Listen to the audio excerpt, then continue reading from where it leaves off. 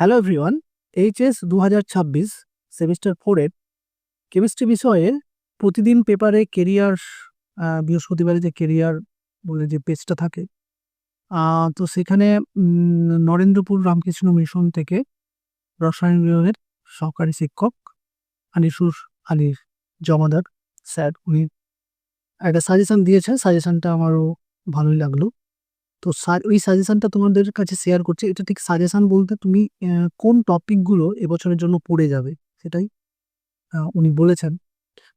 তো নরেন্দ্রপুরের ছেলেমেয়েগুলো ভালো রেজাল্ট করে, তাই ভাবলাম তোমাদের সাথেও শেয়ার করি। হয়তো তোমরা এটা পেয়েছো, কিন্তু আমি যেটা পেয়েছি না, এইগুলো খুব বোঝা যাচ্ছে না। আমি সেটা করে আমি একটা পিডিএফ তৈরি করেছি এই উত্তরগুলো, এই প্রশ্নগুলো দিয়ে, প্রশ্ন ঠিক নয়, টপিকগুলো দিয়ে আমি একটা পিডিএফ তৈরি করেছি। সেই পিডিএফটা আমি অবশ্যই তোমাদের প্রোভাইড করব। তোমরা অনেকেই রায়মার্টিনের পিডিএফ শেষে আমার কাছে পাওনি, কারণ আমি অনেককেই যারা মেসেজ করেছে একটাই, যে আমি শুধু পিডিএফ আকার শুধু পিডিএফ দেবো না, কারণ তাতে করে হচ্ছে যে এই যে তুমি আমার শুধু পিডিএফটাকেই গুরুত্ব দিচ্ছ আমার পড়ানোর। আমি বলেছি যে একটা সায়েন্সের পিডিএফ 10টা পিডিএফ থাকলেও তোমার কিছু হবে না। সায়েন্সের তো টপিকগুলো, যে কোশ্চেন অ্যান্সারগুলো রায়মার্টিনের, যেগুলো তোমার কোনো টাইমে বুঝতে অসুবিধা হলে সেটা আমি থাকলেই তো সেটা তোমাকে আবার বুঝিয়ে দেবো। সেই জন্য আমি বলছি আমার পেড ব্যাচে আসতে হবে। আর পেড ব্যাচে কিন্তু শেষের দিকে আমি মানে সেই না বললেই চলে এরকম জাস্ট নিতে হয় সেরকম একটা ফিজ নিয়ে কিন্তু আমি তোমাদের জয়েন করিয়েছি। তো যারা জয়েন করেছো তারা আমার পিডিএফ গুলো পেয়েছো। আমার ক্লাসে মানে তারা পুরো কোর্সটাই তারা পেয়েছে। ইভেন তারা যে কোনো টাইমে ওই প্রশ্নের উত্তর যেটা বুঝতে পারেনি তাদের 1 to 1 আমি বুঝিয়ে দিয়েছি। সেই জন্যই করে আমি সেই সিস্টেমের মধ্যেই আনতে চাই সবাইকে। যদি কেউ আসতে চায় তবেই তাকে আমি নিয়েছি, না হলে শুধু পিডিএফ কাউকে দিইনি। তো যাই হোক, এই কোশ্চেনের এটা তো জাস্ট কোশ্চেনগুলো বোঝা যাচ্ছে না বলে তার জন্য আমি একটা পিডিএফ করে দিয়েছি। প্লাস আমি একটা উত্তর, ঠিক উত্তর নয়, মানে এখানে অনেক থিওরিটিক্যাল প্রশ্ন আছে যে পুরো বিষয়টাকে তোমার প্রমাণ করতে হবে। আমি জাস্ট একটু হিউজ দিয়ে চলে গেছি। ওই পিডিএফটাকে কাজে লাগিয়ে তুমি দেখাচ্ছে এই পিডিএফটা কিভাবে পাবে সেটাও আমি ভিডিও পুরোটা দেখো। কারণ ওই পিডিএফে না, মানে কোন টপিকগুলো কিভাবে পড়বে সেটার জন্য কিন্তু আমার ভিডিওটা তোমাদের বেশি সময় নেব না, 5 মিনিটের মধ্যে আশা করি ভিডিওটা হয়ে যাবে। তোমরা সময় এখন তোমাদের হাতে কম, সেটা বুঝি। তোমাদের বড় তোমাদের বিভিন্নভাবে তোমাদের নিয়ে এক্সপেরিমেন্ট করছে। খুব অল্প টাইম তোমরা পেয়েছো। তো যাই হোক, বেশি সময় নেব না। দেখো পিডিএফটা আমি তোমাদের দেখাচ্ছি। আমি কেবলমাত্র ইউনিট 1-এর পিডিএফটা এসে দিচ্ছি। আমি বাকিগুলো রেডি করে খুব তাড়াতাড়ি এটা হয়ে যাবে। আমি দিয়ে দেবো 2-3 দিনের মধ্যে আমি সবটা কমপ্লিট করে দেবো আশা করি।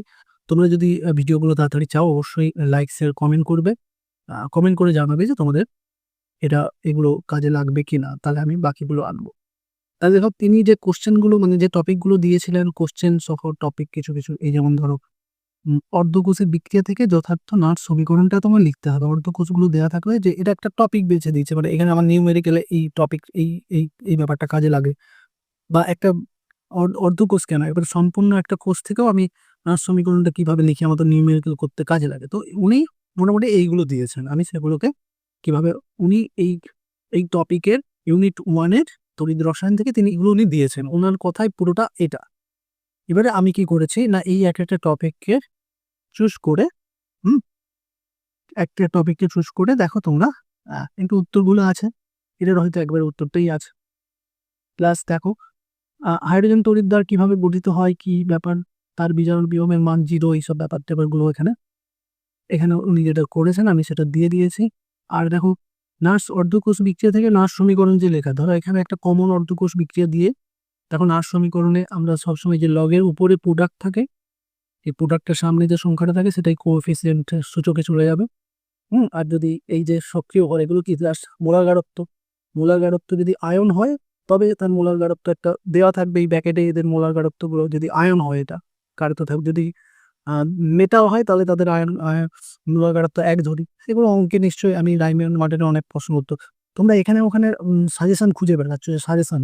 আমি বারবার বলছি রায়মার্টিনের 3 স্টার 2 স্টারের কোশ্চেনের মতো সাজেশন হয় না। আমরা দেখেছি যে আগের বছরের রায়মার্টিন থেকে, মানে আমরা যে বছর যে রায়মার্টিনের কোশ্চেনটা বেরিয়েছে পেপারটা, সেটা সেই বছরের কোশ্চেনের সঙ্গে আমরা ম্যাচ করে দেখেছি। ওরা কিন্তু হয়তো বেশি কোশ্চেন আমি অনেকবার বলেছি বেশি কোশ্চেন কিন্তু নয়, মানে একটা ধরো নিউমেরিক্যাল বা একটা টপিকের উপরে অনেক রকমের একটা ধরো তুমি ওই ধরো কোথাও স্বতঃস্ফূর্ত বিক্রিয়া স্বতঃস্ফূর্ততা পরীক্ষা, তোমাকে ডেলজি নেগেটিভ দেখাতে হবে, সেটা সেই এইটাকে কেন্দ্র করে হয়তো 4-5টা অঙ্ক দিয়ে দিয়েছে, তাহলে সেগুলো কিন্তু তুমি কি 4-5টা প্রশ্ন ধরবে? একই তো কনসেপ্ট দিয়ে 4-5টা অঙ্ক হয়ে যাচ্ছে। তাই অতটা কিন্তু মেইন প্র্যাকটিসের জন্য যেটা প্রথম থেকে অবশ্যই আর্গুমেন্টিভকে প্রথম থেকে চ্যাপ্টার মানে শেষের দিকে তুমি সাজেশন ওরকম করে, আমি বলছি মডেল করবে না, মডেল অনেকে মডেল করা শুরু করবে, মডেল তো একটা স্যারের প্রশ্ন। রাইমার্টিনের সাজেশন যেটা সেটা তারা অনেক টিচারের সঙ্গে তারা পরামর্শ করে বা প্রিভিয়াস ইয়ারের কোশ্চেন দেখে এবছর কি কোশ্চেন আসতে পারে সেটা করে তারা যে সাজেশনটা দিচ্ছে, যেটা টপিক ওয়াইজ ইউনিট ওয়াইজ আছে, সেটা হচ্ছে তাদের সাজেশন। মডেল করে কিছু লাভ হয় না, দেখো। আর এই টপিকগুলো আমি জাস্ট সম্পর্কটা কিভাবে আসছে সেটা দেখে নিও। এখানে ধরো যখন প্রমাণ অবস্থায় মুক্ত শক্তি, তখন আমাদের এই যে এনএফ এগুলো তুমি বইয়ে পেয়ে যাবো, এই টপিকটার সারাউন্ডিং যা কিছু আছে পড়ে নেবে। প্রত্যেকটা দেখো, এই যে একটা আমি এখানে একটা ইএমএফ গণনা উনি এটা দিয়েছেন, আমি একটা নিউমেরিক্যাল প্রশ্ন দিয়ে সেটা কিন্তু আমাদের বুঝিয়ে দিয়েছে। ওকে, দেখো উনি এটাও দিয়েছেন যে সম্ভাবনা মানে কোনো একটা বিক্রিয়ার ধরো সম্ভাবনা অর্থাৎ ডেলজি নেগেটিভ কিনা আমাকে দেখতে হবে। তো তার জন্য হয়তো তোমাকে ই সেল বের করতে হবে নর সমীকরণ থেকে, তারপরে আমি এখানে বসিয়ে ই সেলের মানটা যদি নেগেটিভ হয় তাহলে কি এটা ডেলজি পজিটিভ হয়ে যাবে, অস্বতঃস্ফূর্ত হয়ে যাবে। এটা যদি ই সেলটা যদি পজিটিভ হয় তবেই ডেলজি। এর সামনে যে সমীকরণের সামনে আমার এই যে আমরা দেখে এলাম, হ্যাঁ, এই যে আমাদের সমীকরণ এখানে মাইনাস আছে তবেই ডেলজি নেগেটিভ হবে। এই বিষয়গুলো আমরা জানি। আর দেখো মোলার আপেক্ষিক তুল্যাঙ্কের মধ্যে যে সম্পর্ক বা কাকে বলে, এই প্রচুর একক থেকে এখান থেকে একক থেকে প্রচুর প্রশ্ন আছে, তো উনি এটা দিয়েছেন সম্পর্কগুলো। মোলার তো তুল্যাঙ্ক ভার, মোলার পরিবাহিতা আর তুল্যাঙ্ক পরিবাহিতার মধ্যে সম্পর্ক, এই সম্পর্ক দিয়ে নিউমেরিক্যাল প্রবলেমও কিছু দেখে নিও। ওকে, আর ধরো তড়িৎ রাসায়নিক সম্পর্কের সম্বন্ধে উনি বলেছেন, মানে সম্পর্কটা জাস্ট এটা এটা করতে হয় না, সম্পর্কটা জাস্ট মনে রাখ। তড়িৎ রাসায়নিক তুল্যাঙ্ক আর রাসায়নিক তুল্যাঙ্ক অর্থাৎ জেড আর ই, এটা হচ্ছে রাসায়নিক তুল্যাঙ্ক অর্থাৎ যেটাকে আমরা তুল্যাঙ্ক ভার বলি, আর এটা তড়িৎ রাসায়নিক তুল্যাঙ্ক, তাদের মধ্যে সম্পর্কটা। ওকে, কোলরাসের সূত্র কি, এটা এই বছরের জন্য ইম্পর্টেন্ট আছে। কোলরাসের সূত্রটাই সংজ্ঞা আকারে সংজ্ঞা, এখানে সংজ্ঞাটা কিন্তু ঠিকঠাক করে যেটা ছোট করে লেখা আছে, মানে যেটা বইয়ে আছে সেটা পড়বে। বা এই চ্যাপ্টারের নোটটা আমি তো সবাইকে প্রোভাইড করেছি আমার ব্যাচে, মানে আমি সবাইকেই এটা প্রোভাইড করেছি, ফেসবুক আমার পেজে দিয়েছি। তো এখানেও যদি তোমরা এই গ্রুপ এই চ্যাপ্টারের নোটটা আমি এটাই সবাইকে দিয়েছি, আর গুলো আমার পেড ব্যাচের স্টুডেন্টরাই পেয়েছে। তো এই চ্যাপ্টারের নোটটা যদি একবারে আমার নোটটা নিতে চাও তাহলে সেটাও আমি ডেসক্রিপশনে দিয়ে দেবো। দেখো নোটগুলো আমি তোমাদের টেলিগ্রাম গ্রুপে দেবো, টেলিগ্রাম গ্রুপের চ্যানেলে জয়েন হয়ে যাও, টেলিগ্রাম গ্রুপে তোমরা পেয়ে যাবে।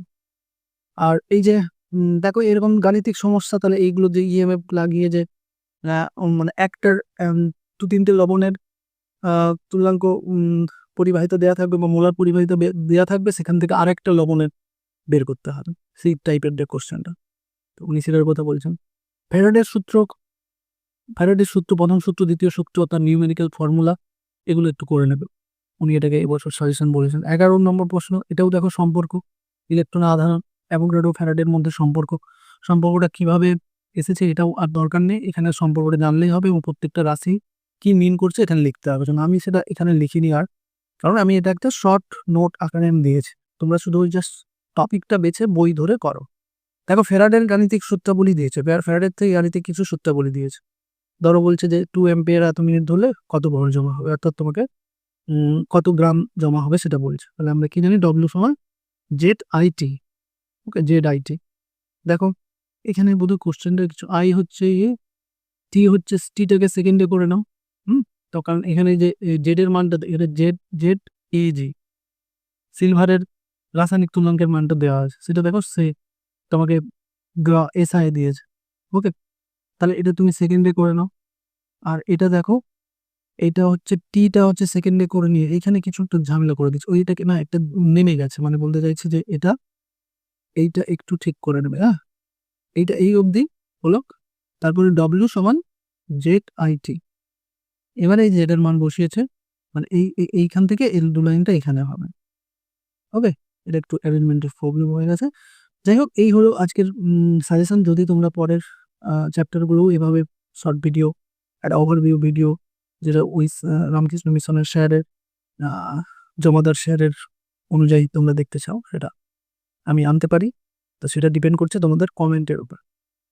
আশা করি তোমাদের পরীক্ষার প্রিপারেশন ভালোই চলছে। Okay, God bless you all, thanks for watching.